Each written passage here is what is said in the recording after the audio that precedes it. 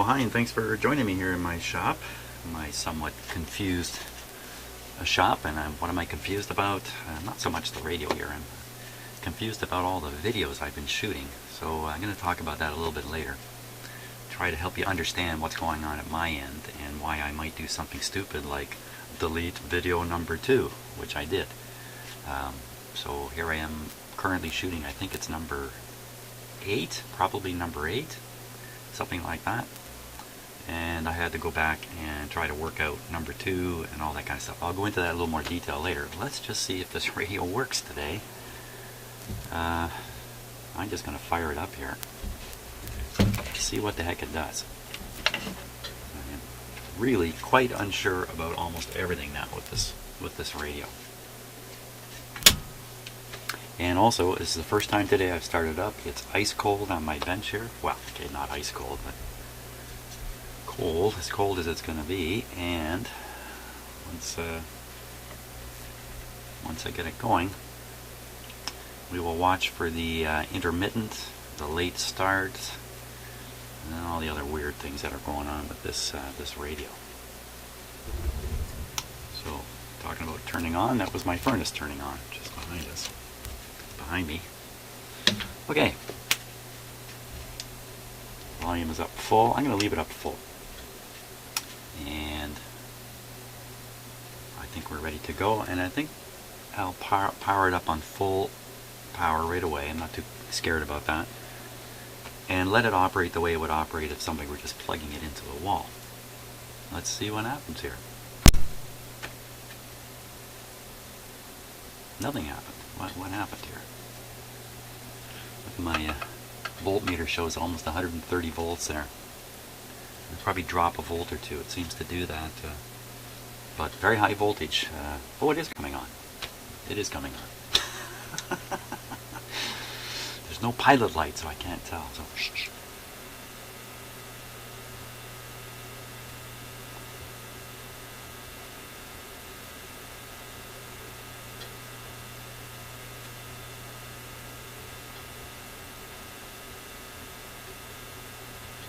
Okay, now a couple things I've been fooled by. I've had the radio tuned to a quiet area. There shouldn't really be a quiet area, but I guess with an insensitive radio there could still be quiet areas. And I've been listening to it just like this and thinking it's not working at all, when in fact I just tune it a bit. So why don't we try that right off the bat? Just tune it a bit. See, there's absolutely nothing coming out of it here.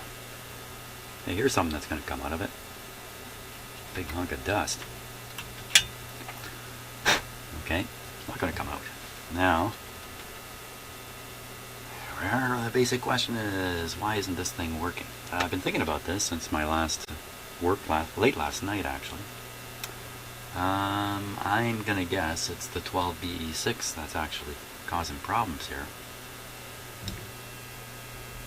Even though I tested it. Even though it's having no noise effect. You kind of expect when you wiggle the tube like I just did, that will cause some staticky sounds to pass through the radio and come out the speaker. And you pretty much always hear a little bit of staticky sound when you do that with the tube. Almost any one of the tubes will make that kind of sound. You didn't hear a darn thing here. Volume is up full. Absolutely nothing.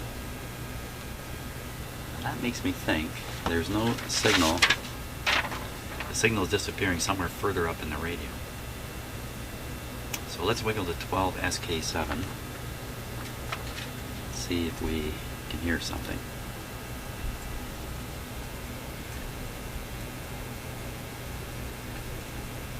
Again, not a sound. Not a sound. This isn't exactly a 100% test here. Okay, next tube along the line is the 12SQ7, so let's wiggle that one. This one's got the audio preamp in it, so... What? Nothing. Yet I can hear a buzz, and the buzz is sensitive to the volume. It's not a very good test, wiggling the tubes, particularly if I'd managed to clean the pins off or get everything kind of freshened up. Then maybe there wouldn't be any static from it, but that's unusual. this thing is so quiet. Now,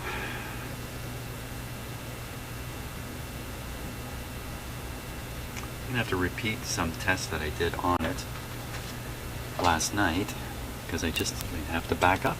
I gotta back up, start over. Last night I think I did over maybe 40 minutes work in here.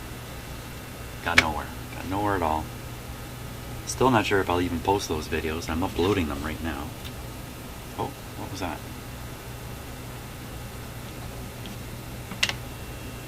It was this IF can here that also seemed to be implicated in the intermittent thing.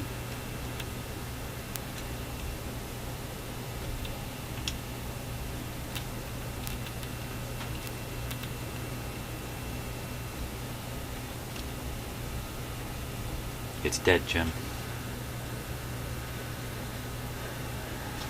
Okay, we're going to have to poke around here. Let's tip it up. Unfortunately, the hum disappears when I put it this way, so now we got nothing. Nothing to listen to.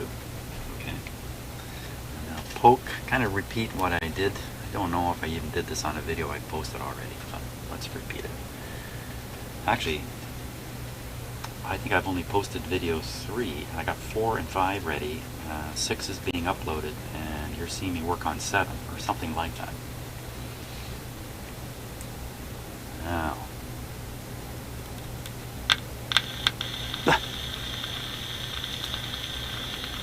okay, so what just happened? I'm asking you, what just what just happened here? Okay. So there's one pin of this tube which I discovered was sensitive yesterday. And not so much sensitive to physical movement. I just touched it with this probe. This probe is just my voltmeter probe. The other end of the voltmeter is just laying here. Is it not? Here it is. It's just laying here. It's not okay. There it is. Okay, it's just laying here. I just took this and just touched it to the pin, and the radio came back to life. Is it really working?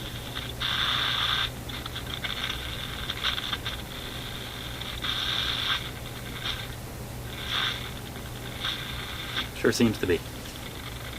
Can't be sure. All it's picking up is a bunch of noise, but it does seem to be tuning, and it seems to be stuff happening. So how is it? And as I said in previous videos you have not seen yet, this has happened to me quite a few times while doing this kind of work, where you just touch a contact as if to supply a charge, or bleed off a charge, or cause some kind of momentary electrical thing to happen. And we're not talking about anything big here, this is kind of a minute thing. And the result is something starts working right away. Always been mysterious to me what that means. And here we have it right in front of us here. And I'm hesitant to do anything else to it.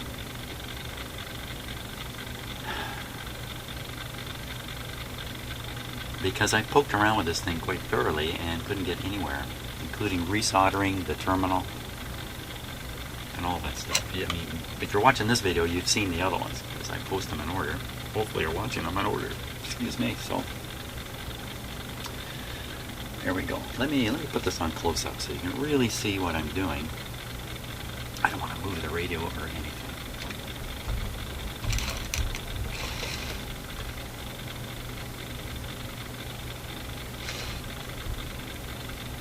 Hook up my fancy camera apparatus here.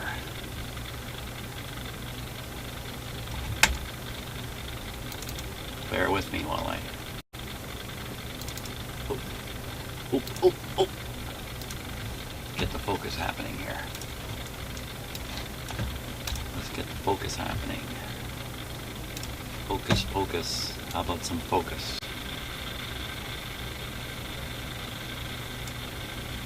Okay. Now, let me just change the angle of the camera a little bit here. Up a little higher.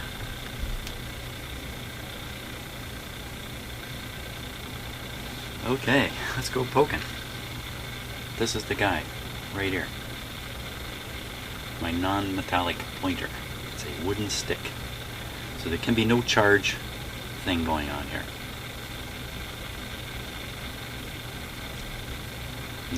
Nothing's happening.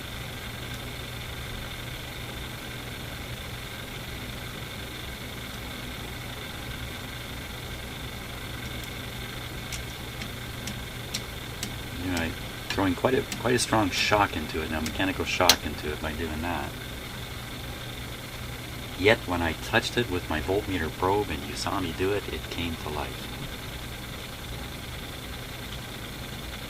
Another thing that comes to mind is some kind of really microscopic, almost molecular sized problem. Perhaps in the tube, perhaps some kind of contact in the tube that is broken and come free, but we're talking about it being free, the contact being separated. Let me give you my great hand demonstration. Contact being separated by a molecule or two, something crazy like that, or an atom or two. So when I happen to discharge something as innocent as a piece of metal, that's all this meter really amounts to, is just a piece of metal. That's enough charge shock to cause the microscopic gap to close. And now it's doing its thing, whatever that might be. Eventually, though, separating you. That's what my imagination says about this. It's the only explanation I can come up with. As I say, I have experienced this a number of times. Always a complete mystery. Where could that happen? It could happen in a tube, could happen inside a capacitor, it could even be in a resistor, for crying out loud. Although I think it's much less likely to be the problem inside a resistor. So I'd say that's just my imagination talking. Well, it seems to be operating. I don't know what to think here. Obviously, I don't know what to think.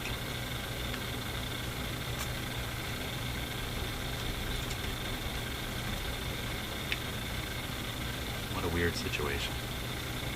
Now, when I touch this probe to this contact has a wire that runs over to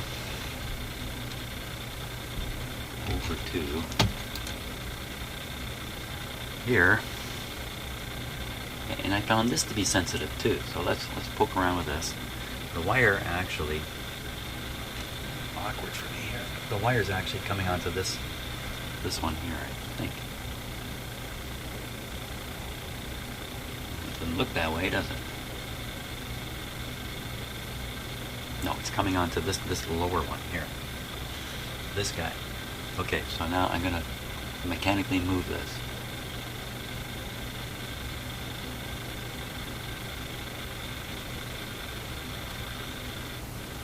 Huh.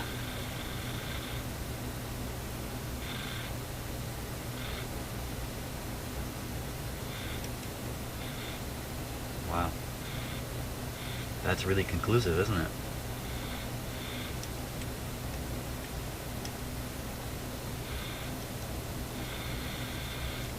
I resoldered that connection on the last video.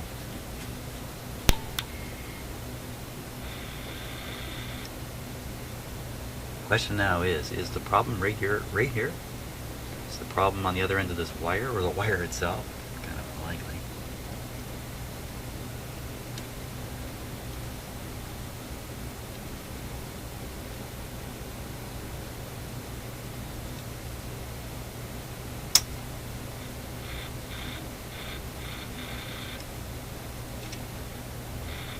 Couple options here. Solder that again, thinking it's this connection. Very unlikely. Another one is go ahead and use the soldering iron to apply heat, leave it on there a long time, let the heat travel right up into the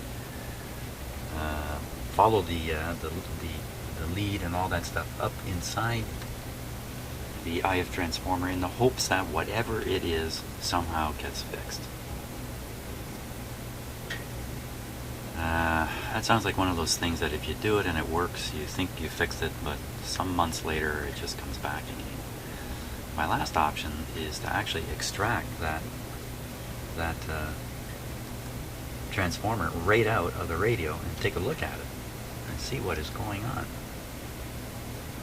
And you know, that's probably my best option. Trouble in the IF transformers, it's hard to track down, just as it has been in this radio.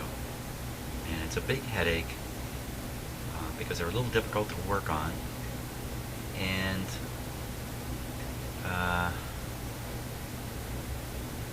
yeah, that's why. But I think that's where we got to go with this.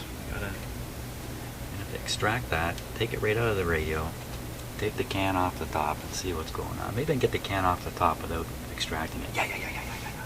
Let's look into that. Yeah. Okay, switch off.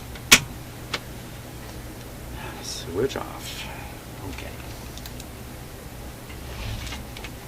Now, if you've never seen inside one of these cans, it's not too much of a thrill here. I'm just going to straighten up a little bit.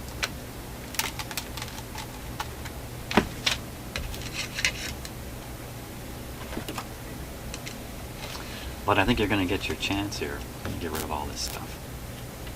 It's just in my way.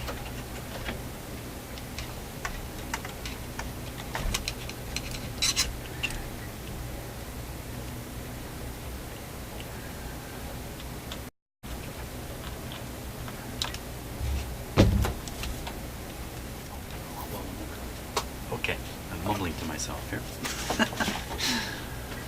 Having a head conversation with my mother and started actually talking. I had to get her car fixed today. So, okay, pay attention. Let's take a look at this can here.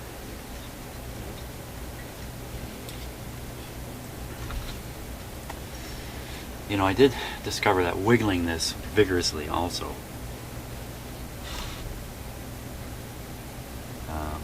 brought the problem on and off. So I think these clips can just be popped out, and this can hopefully will slide right off. Hopefully. Ooh, I haven't taken too many of these apart like this.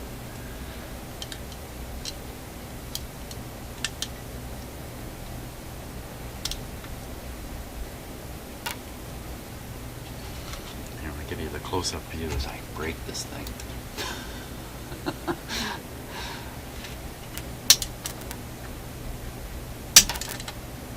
There's one clip out. Let's get his brother out here. Okay, both clips out. And I don't think the can wants to come off here. See, this is my experience with this isn't the greatest.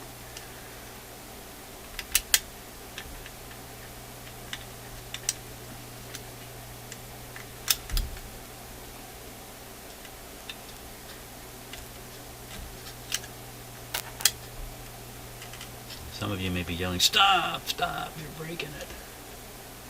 I don't think so.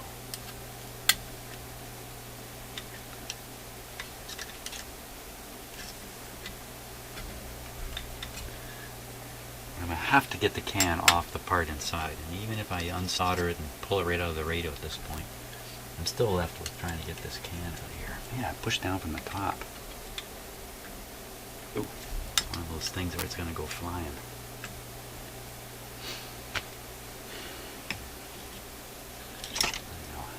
Bigger screwdriver would be more threatening.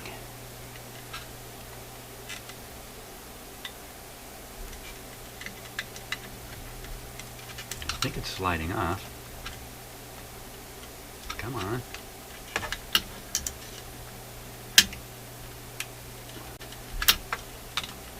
If I just